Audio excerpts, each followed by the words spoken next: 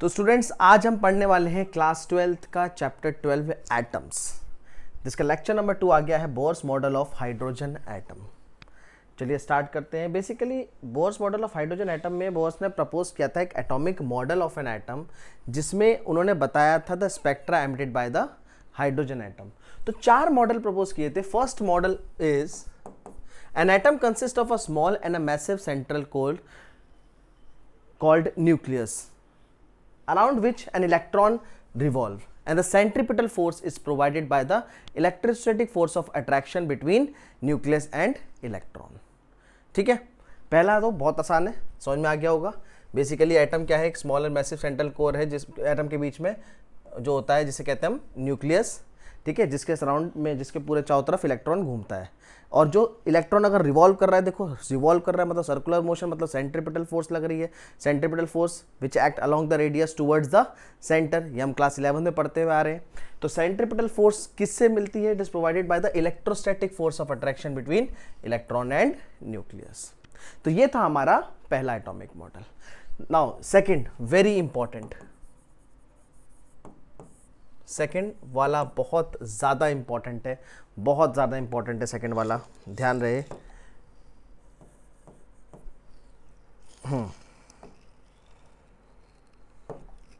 चलिए शुरू करते हैं सेकेंड वाला।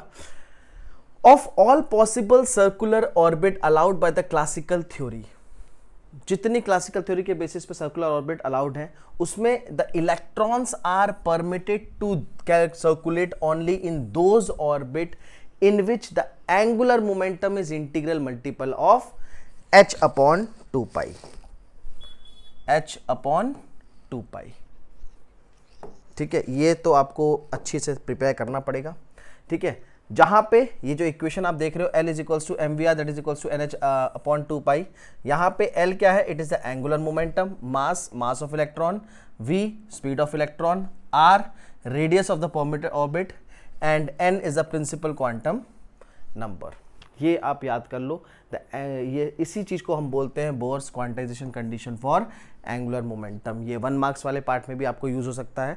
ठीक है, तो दिस इज वेरी इंपॉर्टेंट। सारे सर्कुलर ऑर्बिट पे जिसमें इलेक्ट्रॉन घूम सकता है, उसमें इलेक्ट्रॉन किस में रिवॉल्व करेगा? जिसमें its angular momentum is integral multiple of h upon 2 pi. तो L is equals to mvr that is equals to nh upon 2 pi, where n is a principal quantum number, h is a Planck's constant, m L is angular momentum, h is a Planck's constant, m mass of electron, v speed and r is the radius of the permitted orbit। चलिए third model की बात करते हैं। While revolving in a permissible orbit, जिसमें उसको orbit electron को revolve करने की परमिशन है, electron does not radiate energy. और अगर इलेक्ट्रॉन इसमें रेडिएट एनर्जी उस टाइम नहीं करेगा तो कब करेगा? जब ट्रांजिशन होगा, जब इलेक्ट्रॉन अपने ऑर्बिट से दूसरे ऑर्बिट में जाएगा। So they are called stationary orbit. ठीक है, तो स्टेशनरी ऑर्बिट में इलेक्ट्रॉन एनर्जी रेडिएट नहीं करता। स्टेशनरी ऑर्बिट में इलेक्ट्रॉन एनर्जी रेडिएट नहीं करेगा। तो कब एनर्जी रेडिएट करेगा? चलिए चौथा देखते हैं। दिस कंडीशन जो हम कह रहे हैं Bohr's frequency condition, Bohr's frequency condition, ये वो कंडीशन है जो बताता है कि कितनी एनर्जी रेडिएट होगी। देखो, एन एटम कैन एमिट और absorb radiations in the form of discrete energy photons. ठीक है, photons dual nature of radiation में बिल्कुल स्टार्टिंग में जहाँ पे आप टर्म्स पढ़ते हो, वर्क फंक्शन, इलेक्ट्रॉन एमिशन, वहीं पे फोटॉन्स को बिल्कुल अच्छी तरीके से मैंने समझाया था। अगर आपने वो वीडियो नहीं देखी है तो आप पहले वहाँ पे जाके उस चीज़ को पढ़ो, तो आपको समझ में आएगा कि फोटॉन्स क्या होते हैं। ठीक है, only when an electron jump from higher to lower orbit, this is orbit और वाइस वर्सा। ठीक है, ऑर्बिट और वाइस वर्सा। ठीक है, तो this frequency, Bohr's frequency condition क्या होती है? h nu is equal to E2 minus E1, where ये जो E2 and E1 क्या है? These are the energies and h nu, this is called Bohr's frequency condition। तो एक आपको ये L is equals to mvr that is equals to nh upon 2 pi याद रखना है।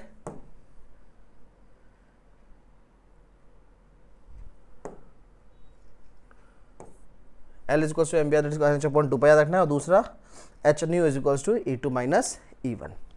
ये 4 मॉडल आपको प्रिपेयर करने हैं, आप स्क्रीनशॉट ले सकते हो लिखने के लिए। चलिए चलते हैं next. Now the important part starts, expression for the radius. चलो यहां से हमारा रिटन पार्ट शुरू। Expression for the radius. अब हम रेडियस का एक एक्सप्रेशन निकालने वाले हैं। ध्यान से देखना, सारी इक्वेशंस को ध्यान से देखना, कैसे मैं निकाल रहा हूं। आपको स्टेप्स याद रखने हैं कि हमें क्या चीज यूज करना है, कब किस चीज को रिप्लेस करना है और किस इक्वेशन को निकालना है। सबसे पहले हम बात करेंगे एक्सप्रेशन फॉर रेडियस। तो ये एक एटम है, let us consider this as a nucleus plus Ze, और इसको हम कंसीडर कर लेते हैं electron. This distance is r, that is a circular orbit. Clear? इसको बात कर लेते हैं, दिस इज अ न्यूक्लियस। चलिए, तो the electrostatic force of attraction between nucleus and electron. अब इलेक्ट्रोस्टैटिक फोर्स ऑफ अट्रैक्शन, बिल्कुल चैप्टर 1 पे आ जाओ। Electrostatic force of attraction between two charges, electrostat, first chapter of class 12th। E is equal, electrostatic force कैसे निकालते हैं, 1/4πε0 Q1 Q2 by R square. तो यहां पे बेसिकली Q1 क्या है, the charge on the nucleus, and Q2 क्या है, चार्ज ऑफ इलेक्ट्रॉन। तो इलेक्ट्रोस्टैटिक फोर्स ऑफ अट्रैक्शन को हम कैसे लिख सकते हैं, ध्यान से देखना। इलेक्ट्रोस्टैटिक फोर्स ऑफ अट्रैक्शन को हम कैसे लिख सकते हैं, F is equals to K Q1 Q2 by R square. That can be written as F is equal to K Q1 ZE into E, ZE square by R square। ये तो हो गया हमारा electrostatic force of attraction. Clear? Between electron and nucleus, ये हमने निकाल दिया electrostatic force. To keep the electron in its orbit, second part देखो आप। To keep the electron in its orbit, the centripetal force must be equal to electrostatic force of attraction। भाई ये revolve कर रहा है तो सेंट्रीपिटल फोर्स भी तो लग रही है, तो this centripetal force must be equal to electrostatic force of attraction. Centripetal force, अब सेंट्रीपिटल फोर्स का एक्सप्रेशन क्या होता है, that is mv² by r। Centripetal force of attraction इसका क्या होता है, mv² by r। That is equal to electrostatic force of attraction जो हमने निकाला है, that is equals to kZe² by r square. तो देखो इस r से ये स्क्वायर कट जाएगा, तो यहां से हमारा, हम यहां पे लिख सकते हैं, और mv² is equal to kZe² divided by r। Let it be equation number 1। हर एक इक्वेशन का महत्व है, ध्यान रखना, हर एक इक्वेशन का इंपॉर्टेंस है। मैं आपको आगे कहीं इक्वेशन 1 यूज करूंगा तो वहां पे ये वैल्यू रिप्लेस होगी, कहीं 2 यूज करेंगे तो जो नेक्स्ट निकालूंगा वो वैल्यू रिप्लेस होगी। ठीक है, तो आप इसको लिखते हुए चलो। I think it's clear, yes. तो mv² is equals to kZe² हमारा फर्स्ट इक्वेशन आ गई। यहां से हम r भी तो निकाल सकते हैं।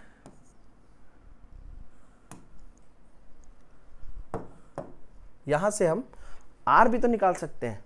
तो r कितना आएगा, देखो r is equal to mv² divided by, sorry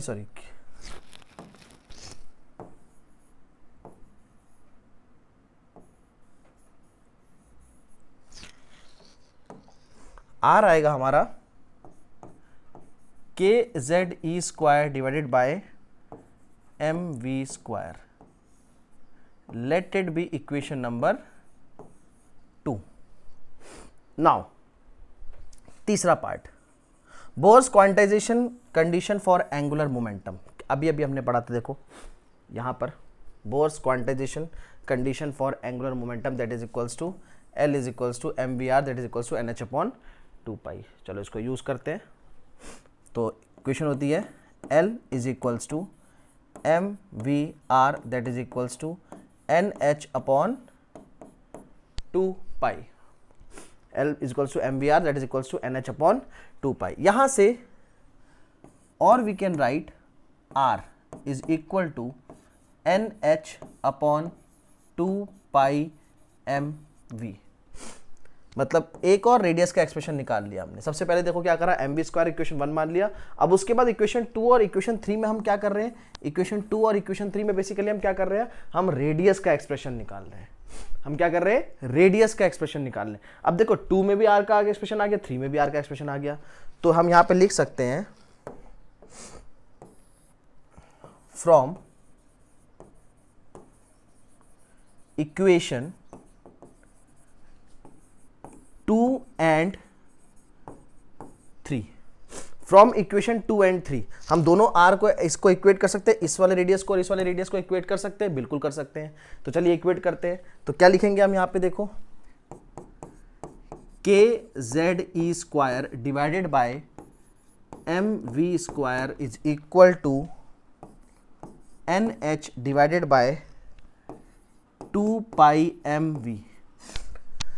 equate करने के बाद क्या करना है, देखो वेलोसिटी का एक्सप्रेशन निकालना है, v के टर्म्स में इक्वेशन निकालनी है। देखो m से m कट जाएगा और एक v कट जाएगा। अब जो बचा उसका v का एक्सप्रेशन निकाल लेते हैं। तो यहां से v का एक्सप्रेशन क्या आता है, देखो सो v इज इक्वल टू, अब देखो ये v यहाँ पे आ जाएगा, 2 यहाँ चले जाएगा, तो 2πkze square will come in numerator, 2πkze square divided bye nh नीचे आ जाएगा, nh नीचे आ जाएगा। Late it be equation number 4। तो इक्वेशन नंबर 4 तक आप पूरा इस वाले पेज से लिख लेना, मैं आगे पेज बढ़ा रहा हूं। तो इक्वेशन नंबर 4 पे हमने जो लिखा वो क्या आया था, देखो इक्वेशन नंबर 4 जो आया है, v का एक्सप्रेशन आ गया है। अब इस इक्वेशन नंबर 4 से जो v निकला है उसको इक्वेशन नंबर 3 में पुट कर देंगे। तो 3 क्या है, r is equal to NH upon 2πmv। तो यहां से लिख लो, देखो r is equal to NH upon 2πm, और इंस्टेड ऑफ v मतलब हम क्या कर रहे हैं, सब्स्टिट्यूटिंग v इन इक्वेशन 3। ठीक है, तो r is equal to NH upon 2πm, और v की जगह देखो क्या लिखेंगे हम, v की जगह लिखेंगे 2πkze स्क्वायर अपॉन NH। तो v की जगह लिखेंगे into 2πkze square upon NH। तो यहां से हमें एक्सप्रेशन क्या मिलेगा, देखो 2 2 जा 4, NH बिल्कुल ऊपर चले जाएगा, तो और हमारा एक्सप्रेशन आ गया r is equal to n square h square whole divided by 2 2 जा 4, pi into pi square, m as it is, k as it is, z e square. This is the expression for radius, let it be equation number 5। ठीक है, screen में आ रहा है पूरा जी, बिल्कुल। थोड़ा सा इसको ऐसा कर लेते हैं, हाँ, this is the expression for radius. ठीक है, तो ये हमारा रेडियस का पूरा एक्सप्रेशन हो गया, इसको पूरा नोट कर लेना। लास्ट स्टेप में हमने क्या करा, v को सब्स्टिट्यूट कर दिया थर्ड इक्वेशन ऑफ मोशन में, बस v को सब्स्टिट्यूट कर दिया हमने थर्ड इक्वेशन ऑफ मोशन में। अब देखो, here the radii of the permitted orbit is proportional to n square. तो रेडियस है, मतलब कहने का मतलब जो r है that is proportional to n square. तो इस हिसाब से अगर हम बात करें n इज इक्वल टू 1 और z इज इक्वल्स टू 1 की, अगर हम बात करें n इज इक्वल्स टू 1 और z इज इक्वल्स टू 1 इसमें पुट कर दें, तो इक्वेशन क्या बचेगा, देखो इक्वेशन बचेगा r is equals to n is equals to 1 हो गया, तो बचा क्या, h square divided by 4 pi square m k z E square. अच्छा, z भी 1 हो गया था, z भी नहीं लिखेंगे, तो h square upon 4 pi square m k E square. ये सब कांस्टेंट वैल्यू नहीं है, आप देखो ये सब कांस्टेंट वैल्यू नहीं है, और अगर ये कांस्टेंट वैल्यू है तो इसका मतलब इसकी एक वैल्यू कांस्टेंट आनी चाहिए। h Planck's constant number 6.63 into 10 to the power -34 का square whole divided by 4 pi 3.14 का square into mass of electron 9.1 into 10 to power -31 kg into K 9 into 10⁻9 into charge of electron 1.6 into 10⁻−19 का whole square. तो इस पूरी equation को जब आप solve करोगे तो ये निकल के आएगा 5.29 इंटू 10⁻11 मीटर, जिसको हम लिख सकते हैं 0.529 को राउंड ऑफ कर लो 3 आर्मस्ट्रॉन्ग। दैट इज द, ये क्या निकला, this is called Bohr's radius, this is called Bohr's radius. ठीक है, this is called Bohr's radius. चलिए नेक्स्ट एक्सप्रेशन निकालते हैं हम वेलोसिटी का। अब इक्वेशन नंबर 4 कहां है, देखो ढूंढो इक्वेशन नंबर 4। v का एक्सप्रेशन निकाला था हमने 2 pi k Z square upon n h, 2 pi k Z square upon n h. तो from equation 4 v is equal to 2 pi k Z e square upon n h. ठीक है, अब इस case में for z is equal to 1, z is equal to 1 put कर दो, इसमें क्या आएगा देखो 2 pi k e square upon h into 1 upon n। अब हम इसमें क्या करने वाले हैं, multiplying and dividing by speed of light c। ठीक है, तो c से डिवाइड कर दो, c से मल्टीप्लाई कर दो।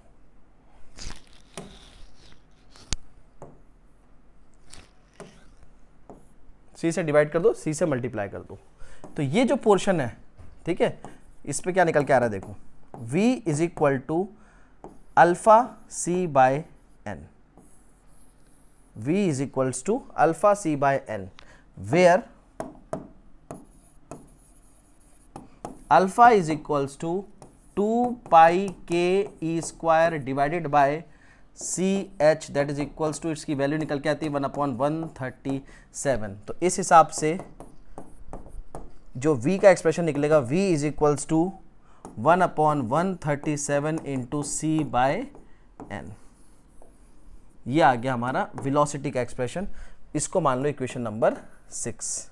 देखो हमने यहाँ पे इक्वेशन नंबर 5 माना था रेडियस को, तो वेलोसिटी को मान लिया इक्वेशन नंबर 6। तो ये हो गया हमारा कंप्लीट वेलोसिटी का एक्सप्रेशन। ठीक है, अब लास्ट एक्सप्रेशन हम निकालेंगे एनर्जी का। देखो जल्दी से इसे भी कर लेते हैं। Expression for energy, kinetic energy of an electron in its nth orbit और potential energy of electron in its nth orbit. ठीक है, तो ये दोनों चीज निकालनी है हमें। अब सबसे पहले kinetic energy of electron in its nth orbit कैसे निकालेंगे। देखो काइनेटिक एनर्जी का एक्सप्रेशन क्या होता है, हाफ mv²। तो यहां लिख लेते हैं kinetic energy is equal to half mv²। चलिए कोई दिक्कत नहीं, ये एक्सप्रेशन थोड़ा सही से समझना। mv² की वैल्यू हमने इक्वेशन नंबर 1 में निकाली है। बिल्कुल सबसे पहले पेज पे आ जाओ, ये देखो इक्वेशन नंबर 1 में हमने mv² की वैल्यू निकाल ली है। इसको हम यूज करेंगे एनर्जी के एक्सप्रेशन में। इन एक्सप्रेशन ऑफ एनर्जी, इस इक्वेशन 1 को देखो, mv² क्या होता है, kz² बाय r। तो इसको हम यूज करने वाले वहां पर kz² बाय r। तो इसकी जगह लिखेंगे, तो यहां पे क्या हो जाएगा देखो, और kinetic energy is equal to kz² by r, और हाफ की जगह ये 2 आ गया यहाँ पर। ठीक है, ये हो गया काइनेटिक एनर्जी का एक्सप्रेशन। सिमिलरली चलो पोटेंशियल एनर्जी का बताओ। Potential energy of electron in its nth orbit, आपको याद होगा इलेक्ट्रोस्टैटिक में हमने पोटेंशियल एनर्जी स्टार्टिंग में पढ़ा था, k q1 q2 by r। वही चीज यहाँ पे यूज करेंगे, potential energy is equals to k q1 q2 by r। तो इस हिसाब से हमारा जो एक्सप्रेशन निकलेगा, Q1 हमारा चार्ज ऑलरेडी हमारे पास है, Q2 इलेक्ट्रॉन। तो Q1 Q2 को जब आप निकालोगे तो यहाँ पे आपका एक्सप्रेशन क्या आना चाहिए, देखो Q1 हमारा Z ही हो गया, Q2 E है, Q1 क्या है ZE और Q2 माइनस का E। तो बेसिकली यहाँ से पोटेंशियल एनर्जी का एक्सप्रेशन जो निकलेगा that is equals to minus K ZE square by R। तो काइनेटिक एनर्जी, पोटेंशियल एनर्जी दोनों का एक्सप्रेशन निकाल दिया। अब दोनों को यहाँ पे यूज करेंगे। तो टोटल एनर्जी का एक्सप्रेशन जो निकलेगा यहाँ से, टोटल एनर्जी का expression E is equal to kinetic energy कितना है देखो, K ZE square by R plus minus K plus ये है, लेकिन ये माइनस वाला साइन यहाँ पे आ जाएगा, के ZE स्क्वायर बाय R, ये 2R है। एलसीएम लेंगे 2R नीचे आएगा, यहाँ पे 2 मल्टीप्लाई होगा, माइनस करेंगे तो बेसिकली हमारा एनर्जी का जो एक्सप्रेशन आएगा वो आएगा के ZE स्क्वायर बाय 2R। अब बताओ प्लस का आएगा कि माइनस का आएगा। यहाँ पे जो एक्सप्रेशन हमारा निकल के आएगा ये देखो, प्लस माइनस करेंगे, ये 2 है ये 1 है, तो ये माइनस का आएगा, माइनस का के ZE स्क्वायर बाय 2R। अब आपको क्या करना है, यहाँ पर इक्वेशन नंबर 5 में जो रेडियस का एक्सप्रेशन निकाला है बस यहाँ पुट कर दो, आपका आंसर आ जाएगा। ये जो एक्सप्रेशन इक्वेशन 5 में रेडियस का एक्सप्रेशन है, इसको भी हम यूज करेंगे एनर्जी के एक्सप्रेशन में। ठीक है, तो ये क्या था देख लो, n square H square upon 4 pi square M के ZE स्क्वायर। ठीक है, तो इसको हम यूज करने वाले हैं यहां पर इस जगह पे, और E N is equal to देखो minus K ZE square divided by 2 into R की जगह आप क्या पुट करोगे, आर की जगह आप पुट करोगे रेडियस का एक्सप्रेशन। कहां गया, N square H square upon 4 pi square M के ZE square, N square H square upon 4 pi square M के ZE स्क्वायर। तो ये इक्वेशन देखो क्या निकल के आएगी लास्ट में,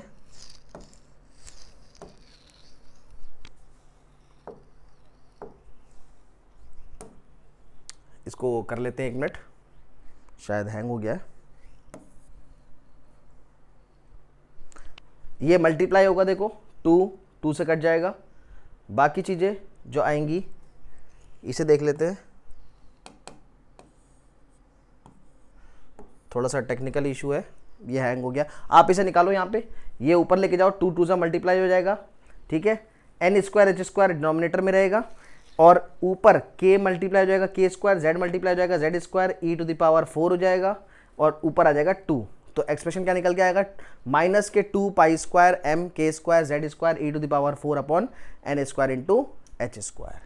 ठीक है, इसको पूरा कर लो। ये शायद मेरा कुछ हैंग हो गया है,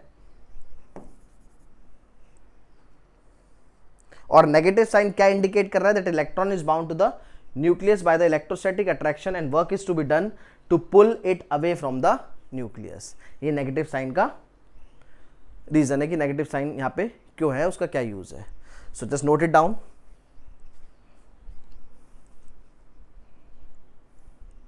अगर ये सही होता है तो मैं इसको सही कर देता हूं, शायद हो गया है। Okay, so the expression for energy is, देखो, so E N is equal to, अब देखो E N is equal to minus k into k. तो अब देखो 2 से ये कट जाएगा, 2 2 जा 4, और ये 2 ऊपर आ जाएगा, तो माइनस के 2 ऊपर आ गया। पाई स्क्वायर हमारे पास ऑलरेडी है, पाई स्क्वायर, एम है एम, के इंटू के दैट इज के square, z into Z that is Z square, E square into E square मतलब ई की पावर 4, होल डिवाइडेड बाय क्या बचा नीचे खाली, एन स्क्वायर एच स्क्वायर। तो एन स्क्वायर एच स्क्वायर, इसको मान लो इक्वेशन नंबर, लास्ट हमारी इक्वेशन क्या चल रही थी 6, तो इसको मान लो इक्वेशन नंबर 7। ठीक है, तो ये हो जाएगी हमारी इक्वेशन नंबर 7। तो ये था पूरा एक्सप्रेशन फॉर एनर्जी, ठीक है, in this orbit. This is equation number 7। तो ये हमारा पार्ट खत्म हो गया है, आप नोट कर लो। Thank you.